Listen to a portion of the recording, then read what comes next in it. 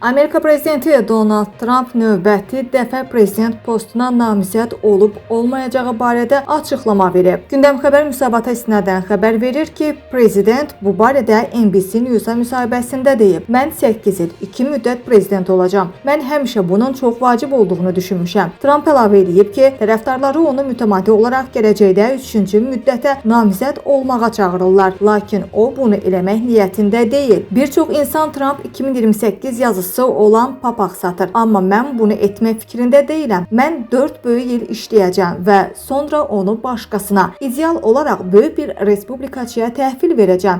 Amerika Konstitusiyasına 1951-ci ildə qəbul edilmiş 22-ci düzəlişə əsasən eyni şəxs 2 dəfədən çox olmayaraq dövlət başçısı seçilə bilər. Amerikada növbəti prezident seçkiləri 2028-ci ildə keçiriləcək. Trump əvvəllər 3-cü müddətə prezidentliyə namizədliyini irəli sürmək imkanına icazə vermişdi və mediada Ağ Evin sahibinin Ədliyyə Nazirliyinə onun 2028-ci ildə keçiriləcək prezident seçkilərində potensial iştirakının qanuniliyini araşdırmağı tapşırdığı barədə məlumatlar yayılmışdı.